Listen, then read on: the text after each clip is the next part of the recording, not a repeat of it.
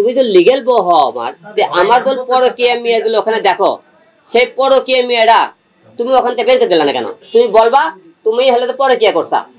আমি আজকে আপনার সামনে একটা কথা বলতে চাই, এইরকম মেয়ের সাথে আমি কার সাথে সংসার করবো?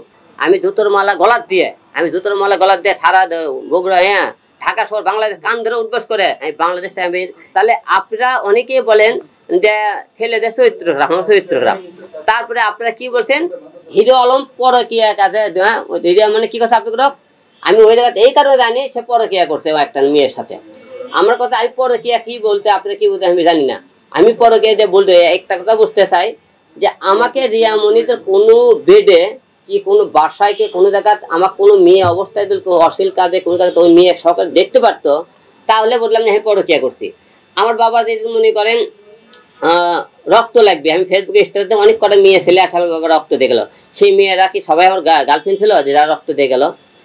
ওই জায়গায় যখন 1 মাস 32 দিন যখন রিয়াক্ট পালাম না, আমি তখন চিন্তা করলাম কোনো আমার মেয়ে কোনো কাকে নিয়ে যাচ্ছে। আমার মেয়ে যে মেয়ের কথা সে বলতেছে পরকীয়ার কথা বলে, সেই মেয়ে আমার মেয়ে বান্ধবী হয়, তার সাথে সম্পর্কে করে তার কোনো তাহলে অকবল আসতে বলো।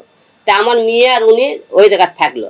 আমার কথা রিয়া বলছে আমি তোমার লিগেল বউ, তুমি তো লিগেল বউ হও আমার দল পরকীয়া মেয়েগুলো ওখানে দেখো, সেই পরকীয়া মেয়েরা তুমি ওখান থেকে বের করে দিলে না কেন? তুমি বলবা তুমি হলে তো পরকীয়া করছা। পরকীয়া করছা এই তো এই মেয়ে তুমি কে? তুমি আমার স্বামীর কাছে কেন? তুমি লিগেল বউ হলে পরকীয়া বউ তোমরা এখানে রাখলা কেন? তুমি ওখান থেকে বের করে দেবা, তোর জোরটা বেশি। সে কিন্তু ওখান থেকে জোর করে বের করে দেয়নি। একটা মেয়ে যখন একটা লোকের কাছ থেকে জীবনটা চলে যাবে তখন কিন্তু যে কোনো একটা জোর বার করতে পারে ছেলেকে, একটাই তো তার চরিত্র খারাপ, তাকে মনে করেন হলে মনে করেন নষ্টমী করে, এই সময় পরকীয়া করে, এছাড়া কিন্তু দ্বিতীয় কোনো বলতে পারে না। আমি আজকে আপনার সামনে একটা কথা বলতে চাই, এইরকম মেয়ের সাথে আমি কার সাথে সংসার করবো?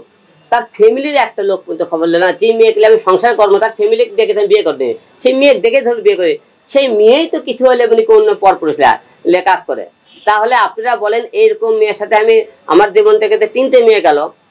আমি যে কথাগুলো বলছি এই কথাগুলো একটা তো মিথ্যা হয়, আপনার বগুড়া যাবেন এই প্রতিটা মেয়ে মনে করেন তাদেরকে ধরবেন, বলবেন মুসলমান থাকে তার কোরআন শরীফে হাত দেখবো, আলম যে কথাগুলো করছে অভিযোগগুলো মিথ্যা ইদুল হয়।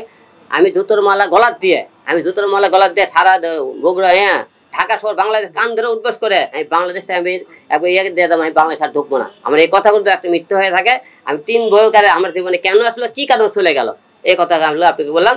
আর আমরা আজকে যেহেতু আজকে কথাবার্তা বলতেছি, আমি আজকে ঢাকায় এসেছি, রিয়া মনি কাগজ আজকে বিকেলের মধ্যে পাঠাতে পারে, কালকে পেয়ে যেতে পারে।